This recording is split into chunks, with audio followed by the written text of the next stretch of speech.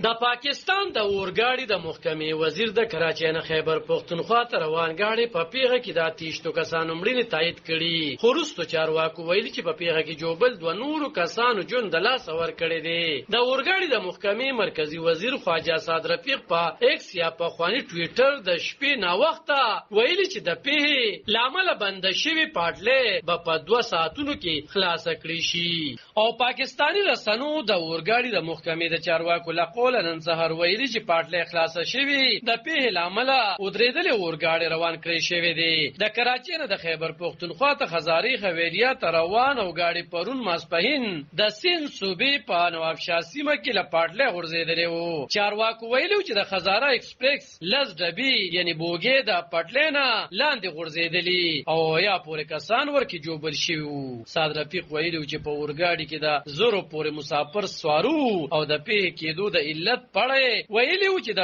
پلټونو وروسته به معلومه شي چې پیغې د تکنیکی یا بل کم علت له امله شوې ده. هغه ویلي و چې د پیغې په ځای پاټلۍ سمه وه او ډرایور ویلي چې اورګاډي د 50 کیلومتره ساعت په رفتار چلولو ځکه دا به کتلی شي چې پیغه د تکنیکی خرابې، تخریبکارۍ، شرارت یا حادثې له امله شوې. د چارواکو سره د خبرو نه وړاندې څه نشو ویلي. د پیغې سمدست وروسته د نوابشاه او سکر په روغتونونو کې بیړني حالات په ځای کړی شوي وو. د پیغې وروسته د سیند صوبې وزیر اعلی مراد علي شاه موقع ته ورغلي ویلي وو چې د نوابشاه او سکر په روغتونونو کې د جوبلو درملنه روانه ده او که ضرورت پیښیږي نو کراچۍ ته به منتقل کوي. په پاکستان کې اکثره د اورګاړو دغسې پیښې کیږي او د نامنې د پیښو هم ښکار شوي دي. د روان کال فروری په میاشت کې د کوټې نه پېښور ته روان اورګاډي جعفر ایکسپریس کې د پنجاب په سایوال سیمه کې چاودنه شوې. یوه ښځه پکې مړه شوې او 15 تنه نور جوبل شوي وو. له دغې پیښې وړاندې په جعفر ایکسپریس کې د جنورۍ په 13مه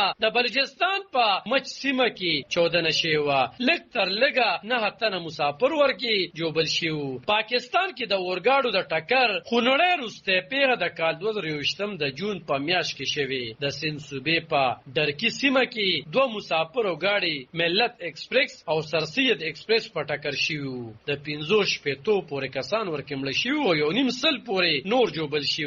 له دغه وړاندې د کال 2019 د اکتوبر په میاشت کې په تیزګام اورګاډي اور لګېدلی وو او د 15 یا پورې مسافر پکې مړه شوي وو. علب خان شیرپو دلبر نیوز 400